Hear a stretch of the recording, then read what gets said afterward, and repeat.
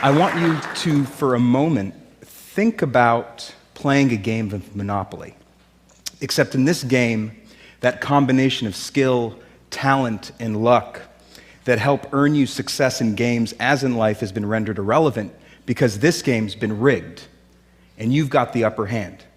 You've got more money, more opportunities to move around the board, and more access to resources.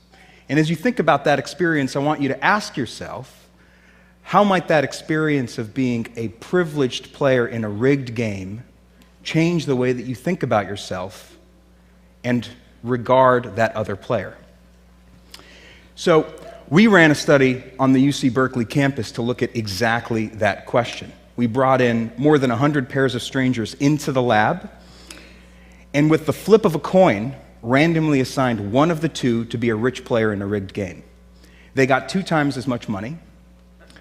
When they passed go, they collected twice the salary, and they got to roll both dice instead of one, so they got to move around the board a lot more. And over the course of 15 minutes, we watched through hidden cameras what happened. And what I want to do today for the first time is show you a little bit of what we saw. You're going to have to pardon the sound quality in some cases because, again, these were hidden cameras. So we've provided subtitles. How many 500s did you have? Just one. Are you serious? Yeah. I have 3. I don't know why they gave me so much. Okay, so it was quickly apparent to players that something was up. One person clearly has a lot more money than the other person, and yet, as the game unfolded, we saw very notable differences and dramatic differences begin to emerge between the two players. The rich player started to move around the board louder, literally smacking the board with their piece as he went around. We were more likely to see signs of dominance and nonverbal signs of displays of power and celebration among the rich players.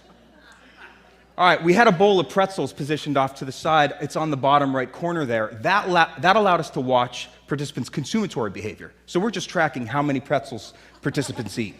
Are those pretzels a trick? I don't know. Okay, so no surprises. People are on to us. They wonder what that bowl of pretzels is doing there in the first place. One even asks, like you just saw, is that bowl of pretzels there as a trick? And yet, despite that, the power of the situation seems to inevitably dominate, and those rich players start to eat more pretzels. I want to try pretzels. I love pretzels.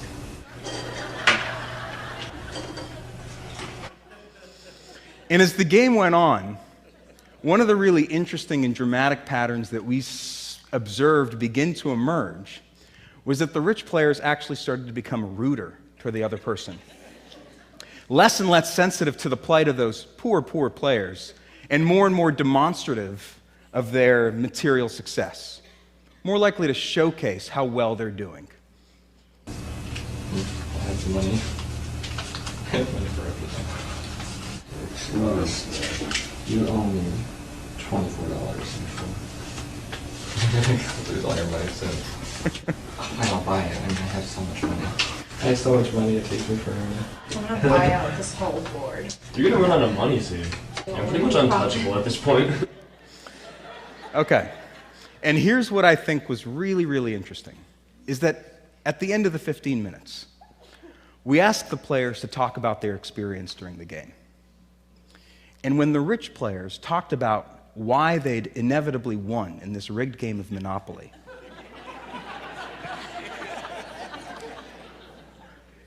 they talked about what they'd done to buy those different properties and earn their success in the game.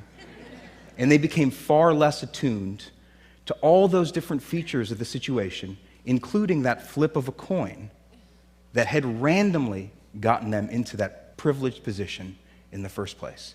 And that's a really incredible insight into how the mind makes sense of advantage.